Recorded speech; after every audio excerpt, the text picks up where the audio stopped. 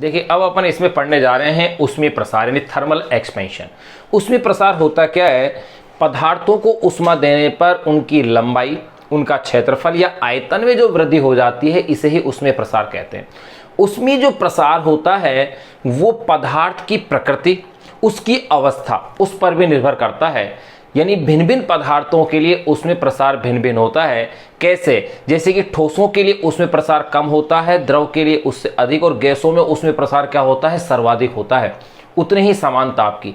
अगर अपन दो ठोसों को कंपेयर करें, अगर लोहे को और कॉपर को यानी आयरन और कॉपर को अगर समान ताप तक अगर अपन उष्मा दे रहे हैं, समान उष्मा देने पर भी कॉपर में ऊष्मीय प्रसार क्या होता है, आयरन की अपेक्षा ज़्यादा होता है। इसका मतलब ऊष्मीय प्रसार पदार्थ की अवस्था, पदार्थ की प्रकृति, उन पर क्या करता है, निर्भर करता है। तो देखिए आप हेडिंग डालिएगा ऊष्मीय प्रसार, थर्मल एक्सपेंशन।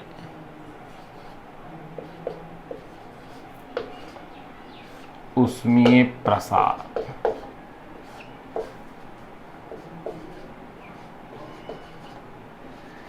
Thermal expansion. तो सबसे पहले अपन इसको डिफाइन कर लें कि ऊष्मीय प्रसार है क्या। देखिएगा, सिंपल लिख दीजिए, ऊष्मा पाकर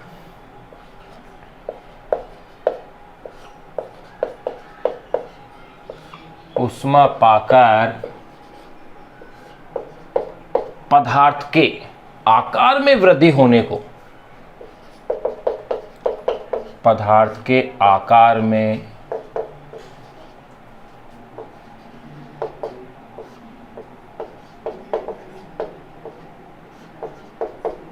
वृद्धि होने को ऊष्मीय प्रसार कहते हैं। ऊष्मा पाकर पदार्थ के आकार में वृद्धि होने को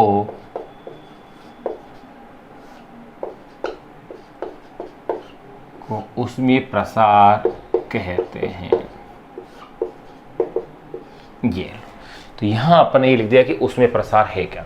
फिर अब इसके कुछ पॉइंटों को अपन नोट कर ले, जो अभी बताया कि ऊष्मीय पदार्थ भिन्न भिन्न पदार्थों के लिए भिन्न भिन्न होता है, क्योंकि ये उसकी अवस्था पर और उसकी प्रकृति पर क्या करता है, निर्भर करता है। तो ये पॉइंट अपन कह सकते हैं कि पदार्थों का ऊष्मीय प्रसार,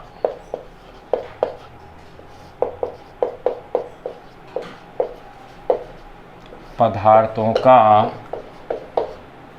ऊष्मीय प्रसार भिन्न भिन्न पदार्थों के लिए भिन्न भिन्न होता है। भिन्न भिन्न पदार्थों के लिए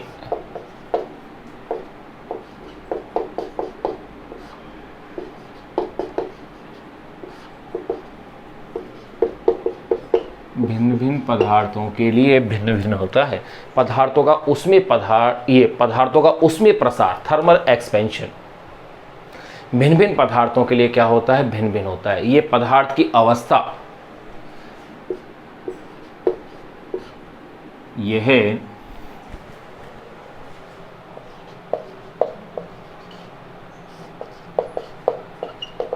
पदार्थ की अवस्था वे प्रकृति पर निर्भर करता है। पदार्थ की अवस्था से तात्पर्य है कि पदार्थ ठोस है, द्रव है अथवा गैस है। यानी कि यह पदार्थ की अवस्था वे प्रकृति पर निर्भर करता है। देखिएगा, जो ठोस होते हैं उनमें,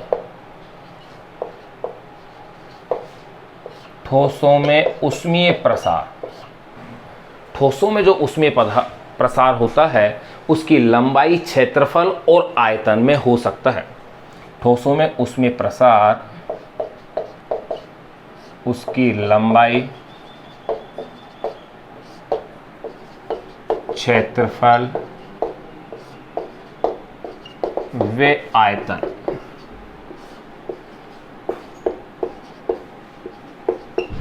में हो सकता है।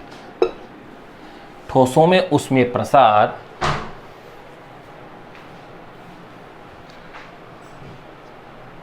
ऊष्मा पाकर पदार्थ के आकार में वृद्धि होने को ऊष्मीय प्रसार कहते हैं।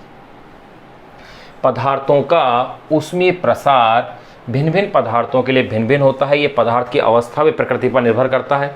ठोसों में ऊष्मीय प्रसार उसकी लंबाई, क्षेत्रफल व आयतन में हो सकता है, जबकि अगर अपन बात करें द्रव और गैसों में ऊष्मीय प्रसार केवल किस में होता है? आयतन में हो सकता है।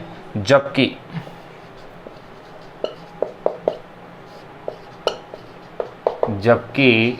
द्रव व गैसों में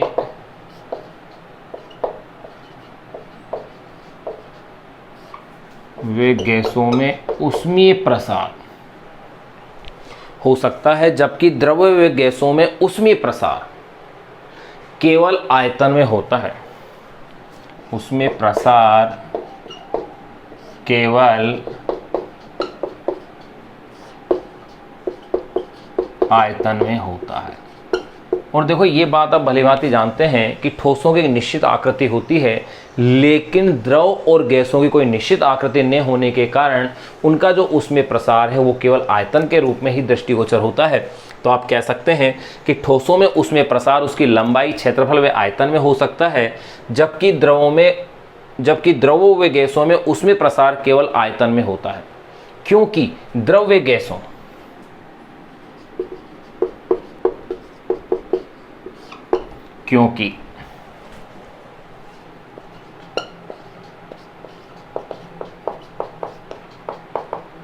द्रव व गैसों की कोई निश्चित आकृति नहीं होती है।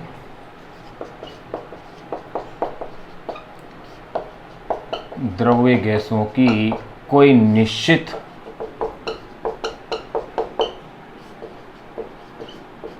आकृति नहीं होती है। अगर निश्चित आकृति नहीं है, इसलिए इनमें जो ऊष्मीय प्रसार होता है वो केवल इसके आयतन के रूप में ही होता है।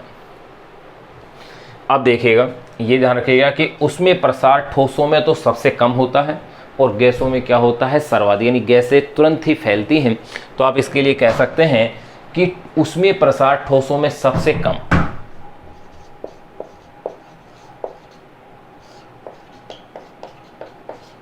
ऊष्मीय प्रसार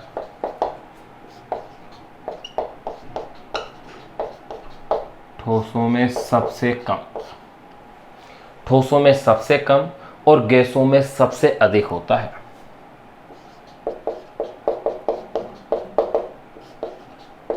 वे गैसों में सबसे अधिक होता है। देखिए यहां आपने जाना था कि ये पदार्थ की अवस्था और उसकी प्रकृति पर निर्भर करता है। तो अवस्था में आपने देख लिया कि उसमें प्रसार ठोसों में सबसे कम और गैसों में क्या होता है? सबसे अधिक। फिर अपन बात करें प्रकृति की। अगर लोहे को और तांबे को समान ताप पर अगर अपन उष्मा दे रहे हैं, समान ताप तक गर्म कर रहे हैं, तो ऐसी स्थिति में उस समान ताप की अवस्था के अंदर तांबे का प्रसार लोहे की तुलना में क्या होता है? ज़्यादा होता है। तो देखिए इस पॉइंट को, यानी उसकी प्रकृति वाले पॉइंट को भी आप नोट कर सकते हैं कि समान रूप से गर्म किया जाने पर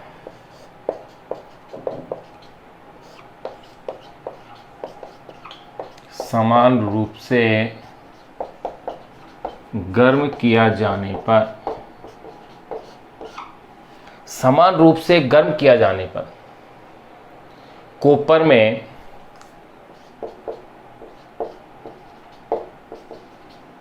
तांबे में, यानी कॉपर में लोहे की अपेक्षा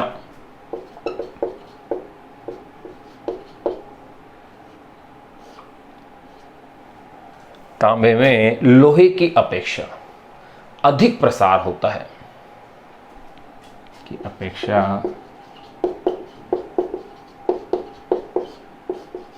अधिक प्रसार होता है। तो देखिए उसमें प्रसार क्या था उसके बारे में आपने जाना है कि ऊष्मा पाकर पदार्थ के आकार में वृद्धि होने को आप क्या कहते हैं? ऊष्मीय प्रसार कहते हैं। पदार्थों का ऊष्मीय प्रसार भिन्न भिन्न पदार्थों के लिए भिन्न भिन्न होता है। ये पदार्थ की अवस्था और प्रकृति पर क्या करता है? निर्भर करता है। ठोसों में ऊष्मीय प्रसार उसकी लंबाई, क्षेत्रफल और आयतन में हो सकता है, जबकि द्रवों व गैसों में ऊष्मीय प्रसार केवल आयतन में होता है, क्योंकि द्रव व गैसों की कोई निश्चित आकृति नहीं होती है। ऊष्मीय प्रसार ठोसों में सबसे कम और गैसों में क्या होता है? सबसे अधिक। और गैसों में क्या है? ये सबसे अधिक होता है। फिर देखिएगा, समान रूप से गर्म किया जाने पर तांबे में लोहे की अपेक्षा अधिक प्रसार होता है। अब अपन कुछ पॉइंट इसके अंदर नोट लगा के लिखें, देखो, जो कि डिफरेंट टाइप से बातें आ जाती हैं। कैसे? आपने देखा कि ऊष्मा पाकर के पदार्थ के आकार में वृद्धि होना ऊष्मीय प्रसार है, ऊष्मा पाकर के। लेकिन अगर आप देखेंगे कि पानी को अगर 0 डिग्री सेल्सियस से 4 डिग्री सेल्सियस तक जब आप गर्म करते हैं तो वो सिकुड़ता है, फैलने की अपेक्षा क्या होता है? सिकुड़ता है। 4 डिग्री सेल्सियस के बाद उसका प्रसार होता है। एक एक्सेप्शन, यानी यूँ कह सकते हैं एक तरह का अपवाद हो गया है ऊष्मीय प्रसार का। ठीक इसी प्रकार किसी रबड़ को जब गर्म किया जाता है तो रबड़ भी गर्म करने पर क्या होता है? सिकुड़ता है, बजाय फैलने के। तो यहाँ कुछ पॉइंट अपन नोट कर लेते हैं। ध्यान रहे, पानी 0 डिग्री सेल्सियस से 4 डिग्री सेल्सियस तक गर्म करने पर इसका ये सिकुड़ता है, यानी आयतन इसका क्या होता है? कम होता है। इसको अपन कहते हैं पानी का असंगत प्रसार, जो कि अपन इसी चैप्टर में आगे इसको अच्छे से डिटेल से पढ़ेंगे। इसके अनुप्रयोग भी जानेंगे कि जल के असंगत प्रसार के या असामान्य यानी एबनॉर्मल एक्सपेंशन का दैनिक जीवन में क्या महत्व है, वो अपन जानेंगे, जो कि एक महत्वपूर्ण बिंदु है। तो पहले अपन नोट के अंदर फर्स्ट पॉइंट अपन यूँ कह सकते हैं, देखो नोट का पहला। अब नोट जो है उसके भी 2 पॉइंट कर ले पहले के। पहला एग्जाम्पल तो अपन ले सकते हैं रबड़ का, और दूसरा ले लीजिए आप इसमें जल का। तो देखो नंबर ए, नोट के पहले पॉइंट का ए भाग अपन जो ले रहे हैं, जल 0 डिग्री सेल्सियस से 4 डिग्री सेल्सियस तक गर्म करने पर, से 4 डिग्री सेल्सियस तक गर्म करने पर सिकुड़ता है।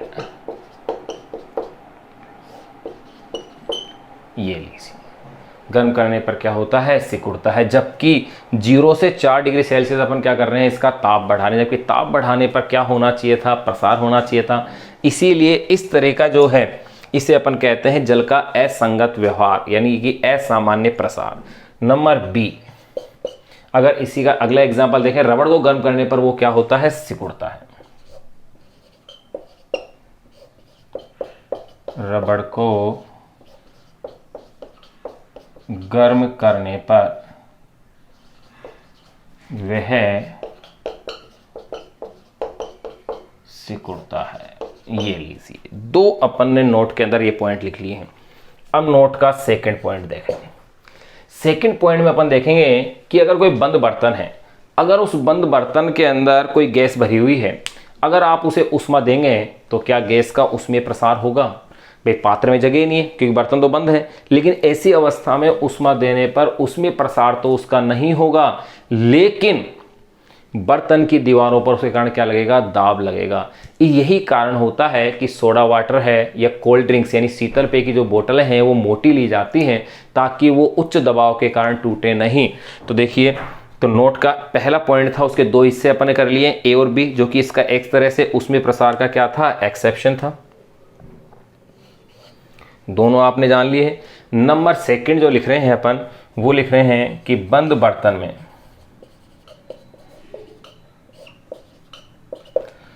बर्तन में गैस का प्रसार तो नहीं हो पाता।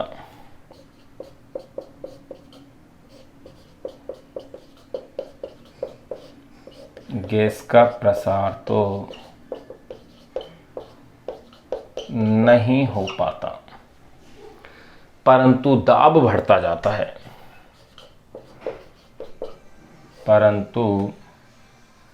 परंतु दाब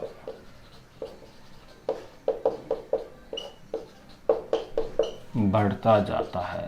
तो देखो बिल्कुल सही है कि बंद बर्तन में अगर गैस का प्रसार तो नहीं होगा, उसे आप ऊष्मा दे रहे हैं तो गैस का प्रसार तो उसमें नहीं होगा, लेकिन दाब क्या होगा? बढ़ता जाता है। अंत में बर्तन क्या होता है? फट भी सकता है।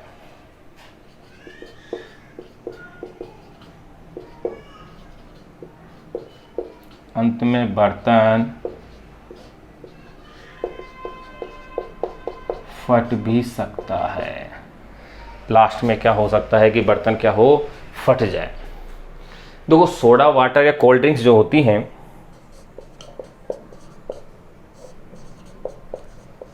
सोडा वाटर या शीतल पेय यानी कि कोल्ड ड्रिंक्स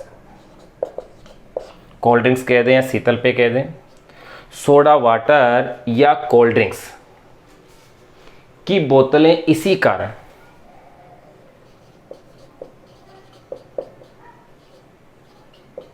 कि बोतलें इसी कारण मोटे कांच की बनाई जाती है। तो मोटे कांच के बनाने के पीछे का कारण यही है कि वो इसी कारण मोटे कांच की बनाई जाती है, जिससे गर्मी में दाब बढ़ने पर बोतलें न फटे, ताकि गर्मी में दाब बढ़ने पर बोतलें न फटें।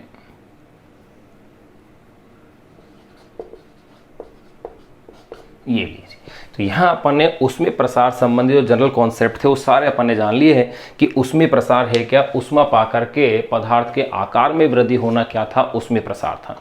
अब ऊष्मीय पदार्थ की प्रकृति पर निर्भर करता है, पदार्थ की अवस्था पर निर्भर करता है। आपने अवस्था में देख लिया कि ठोसों में ऊष्मीय प्रसार सबसे कम था और गैसों में क्या होता है, सबसे ज़्यादा होता है। फिर पदार्थ की प्रकृति पर निर्भर करता है, वो आपने देखा था कि अगर समान रूप से गर्म किया जाने पर तांबे में लोहे की अपेक्षा ऊष्मीय प्रसार क्या होता है, ज़्यादा होता है। लेकिन ऊष्मीय प्रसार के कुछ अपन ने अपवाद भी देखे, जैसे नंबर 1 उसके 2 पॉइंट हैं। एक तो जल 0 डिग्री सेल्सियस से 4 डिग्री सेल्सियस तक गर्म करने पर क्या होता है, सिकुड़ता है। फैलने की अपेक्षा क्या हो रहा है, सिकुड़ रहा है, यानी आयतन उसका कम हो रहा है। फिर इसे अपन जल का असंगत प्रसार कहते हैं, जिसको कि अपन इसी चैप्टर में आगे और डिटेल से पढ़ेंगे। यहाँ केवल आप नाम ध्यान रखें। नंबर बी, रबड़ को गर्म करने पर वह सिकुड़ता है। फिर दूसरा आपने देखा कि बंद बर्तन में गैस का प्रसार तो नहीं हो पाता अगर अपन उसमें दे रहे हैं, परंतु दाब बढ़ता जाता है, अंत में बर्तन फट भी सकता है। सोडा वाटर या शीतल पेय यानी कोल्ड ड्रिंक्स की बोतलें इसी कारण मोटे कांच की बनाई जाती है, ताकि गर्मी में दाब बढ़ने पर बोतलें न फटे। एक बार आप इसका स्क्रीनशॉट लें, एज इट ऐसे कैसे नोट करें। फिर अब अपन इसके अंदर जानेंगे ऊष्मीय प्रसार के प्रकार, यानी कि स्पेशली ठोसों में ऊष्मीय प्रसार, कि ठोसों में कौन कौन सा ऊष्मीय प्रसार होता है। आप इसे नोट कीजिएगा।